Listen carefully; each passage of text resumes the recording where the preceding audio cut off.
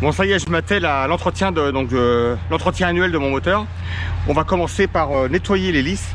Ok, donc démontage de l'hélice, graissage, et on va vérifier s'il n'y a pas du fil de pêche qui est coincé dedans, et l'huile d'embase. D'accord? Bon, vous me suivez dans cette aventure là? Allez, bon, je suis pas un mécanicien expert, je suis un bricoleur du dimanche, mais petit à petit on va essayer, on va bien y arriver, hein. Qu'est-ce que vous en pensez? Allez, suivez-moi les enfants. Bon, on va faire péter la goupille là, enfin on va la détordre et la retirer.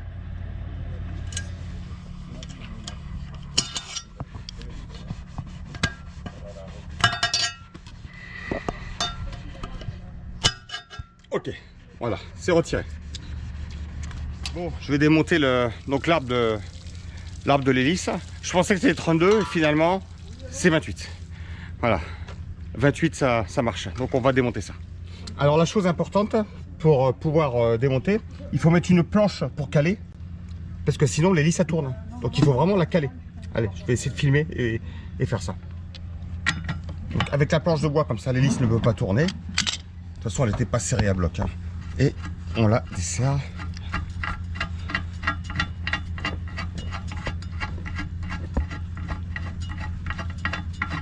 Ok. Donc on garde bien tous les éléments.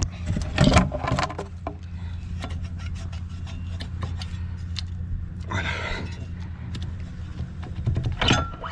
Ok. Ok, il y avait un petit peu... Ah ouais, regardez.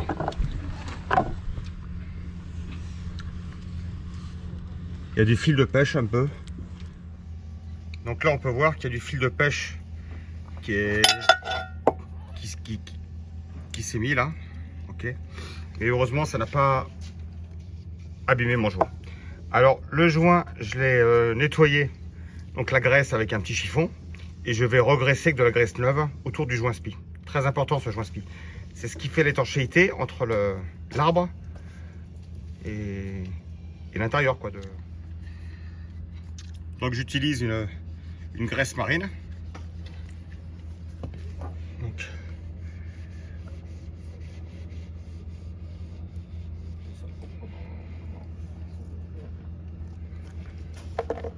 okay.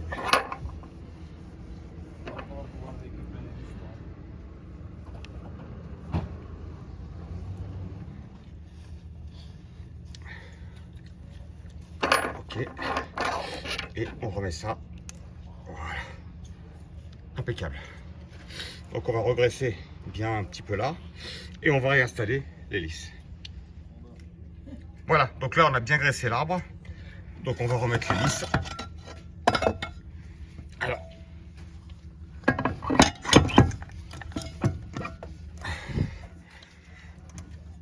Voilà. Impeccable. Donc il n'y a plus qu'à remettre. Voilà. Maintenant je vais remettre cette pièce là dedans.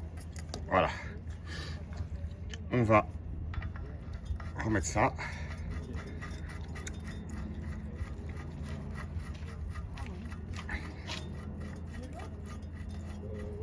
Voilà, donc on va bloquer l'hélice à nouveau, ok, avec la planche. On va serrer à peine, un petit peu serré, mais sans force, et remettre la goupille.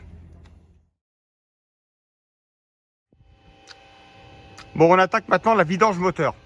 Donc la vidange de l'huile moteur, c'est ici que ça se passe. Donc on dévisse ici. Après, on met le petit cache, on le met comme ça pour que ça fasse une gouttière. Et donc là, avec une clé de 13, je pense, on dévisse ici pour faire sortir l'huile moteur. Hop, ça se dévisse. C'est vraiment rien du tout. C'est à peine serré.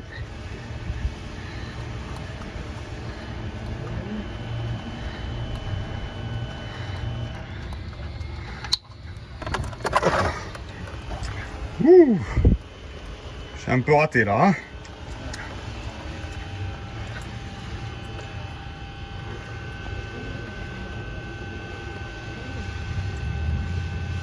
Donc lui, il est vraiment pas... Elle est noire un petit peu, mais très très propre.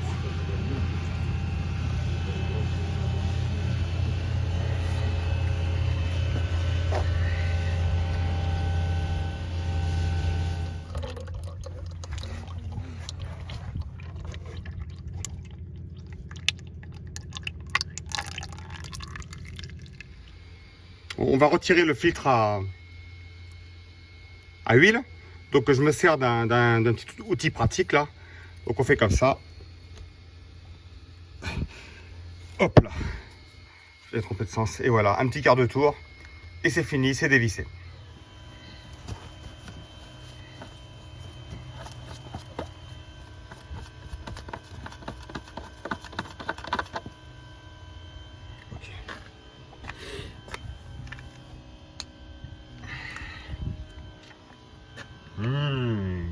Magnifique.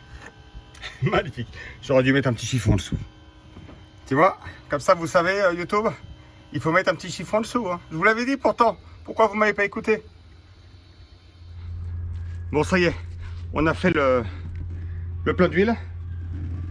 Voilà.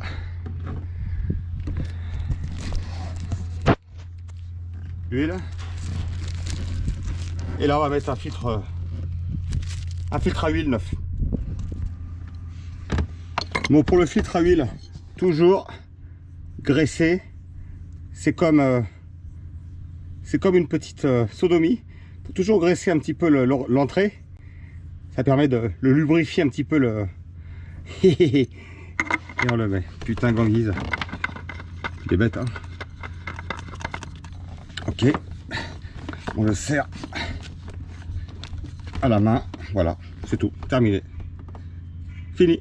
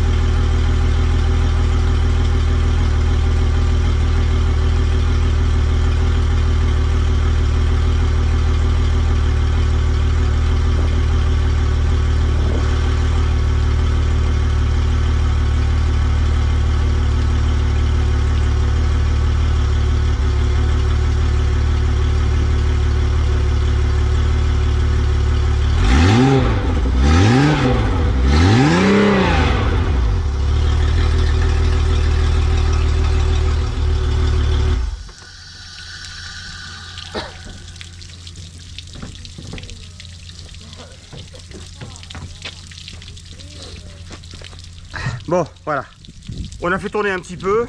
Maintenant, on va vérifier le niveau d'huile pour voir que le filtre se remplisse bien, le filtre à huile. Bien faire le niveau. Et impeccable. Ça a démarré au quart de tour. Honda, il est parfait. Donc maintenant, on va démonter. Voilà, on va démonter ça. Ok. Donc on prend un tournevis plat et avec une petite pince pour pouvoir forcer. Allez, alors. Ok, bon, c'est venu tout seul.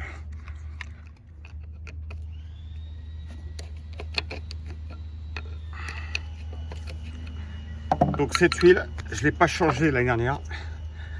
Je sais pas pourquoi, j'avais la flemme. Je ne l'ai pas fait l'année dernière. Ok, donc ça c'est le premier. Ah, l'huile à coule transparente. Regardez la couleur de l'huile. Et je ne l'ai pas fait l'année dernière.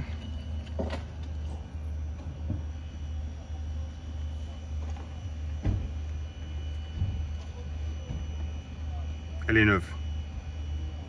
Donc des fois ils te disent de le faire tous les ans.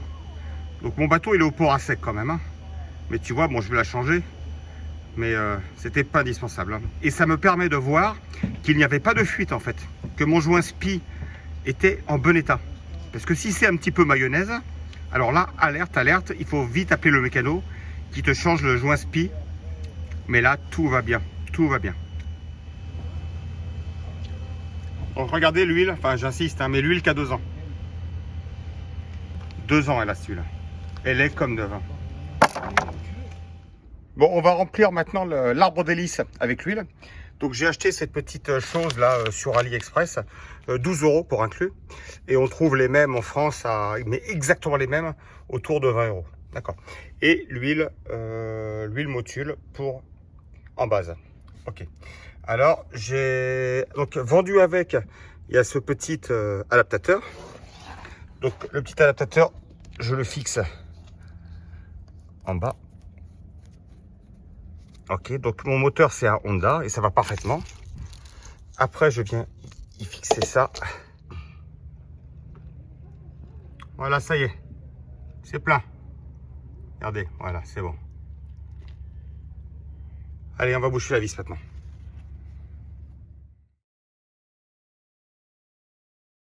Bon, on a un souci les enfants. On a un souci. J'ai nettoyé les anodes sur l'arbre du Honda. Je poste ça tout fier de moi sur Facebook. Et j'ai un pote mécano qui me dit: Stéphane, il faut surtout pas nettoyer les anodes. Tu attires l'électrolyse. Mais alors j'ai dit, mais justement, je croyais que ça servait à ça. Que l'électrolyse allait sur les anodes pour ne pas endommager les pièces du moteur. YouTube, aidez-moi s'il vous plaît. Dans les commentaires. Il faut les nettoyer ces putains d'anodes ou il faut pas? Alors, vu que j'en fais qu'à ma tête, et que je pense quand même que les brosser un peu, ça doit pas leur faire de mal. Donc j'ai brossé les deux de l'arbre du moteur. Et j'en ai une grande aussi qui est sur la fixation du moteur. Je vais la brosser aussi. Et si je fais une connerie, tirez-moi les oreilles, mettez-moi un message en bas. Et la prochaine fois, bah, je le ferai plus ou j'en lâcherai d'autres. Mais ça coûte une blinde, hein. Bon, j'ai les anodes là. Je les ai, donc il y avait un petit écrou en 10. Donc je l'ai démonté. Et je vais les nettoyer en fait. Je vais les brosser, les poncer. Voilà, hein. Je pense pas qu'elles soient encore fatiguées. Mais je vais bien les poncer et les remettre propres.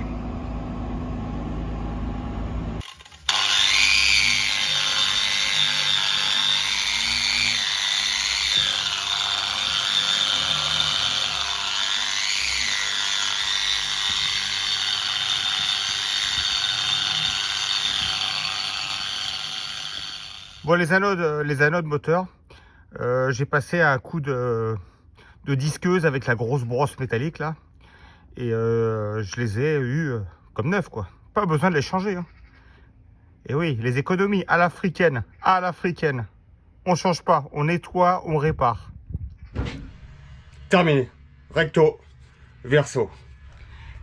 Que quelqu'un vienne m'expliquer que mettre un petit coup de disque métallique dessus, le nettoyer, c'est mauvais. Franchement, et qui m'explique surtout pourquoi ce serait mauvais. J'ai pas trop compris là en fait. En tous les cas, moi j'en ai fait qu'à ma tête, je l'ai nettoyé. Allez, on va le remonter sur le bateau. Bon, j'ai ouvert le capot moteur. Donc, ici, là, c'est le système de refroidissement. Hein. À l'intérieur, ça refroidit. Alors, je voulais démonter tout pour nettoyer, parce qu'il y a une anode qui est à peu près ici. J'ai une anode, mais bon, à mon avis, elle est bonne. Donc, j'ai démonté le petit tuyau ici, ça c'est facile.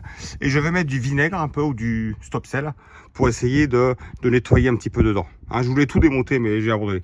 Parce qu'il faut démonter le cache plastique là, puis j'ai pas envie. Bon.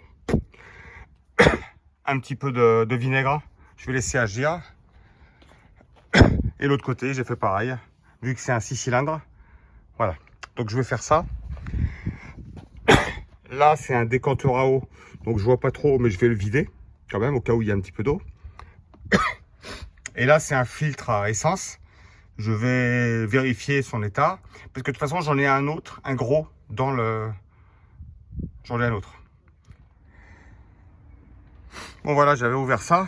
Donc, j'ai foutu un peu de stop-sel pur dedans, là, pour que ça nettoie un petit peu à l'intérieur. Après, je ferai peut-être un peu d'eau pour diluer. Et peut-être un petit peu de vinaigre blanc éventuellement pour dissoudre un petit peu tous ces calcaires et tout le sel.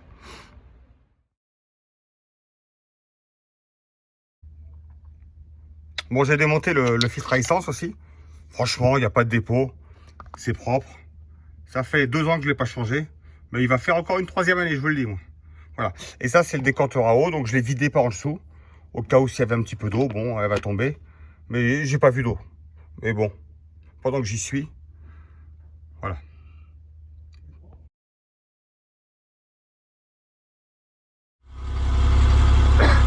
Donc, on va attendre que le moteur chauffe un peu pour ouvrir les carlostats. Et après, on mettra le stop cell dedans. Mais il faut que les carlostats soient ouverts, que le stop cell tourne dans tout le système. Vous allez voir.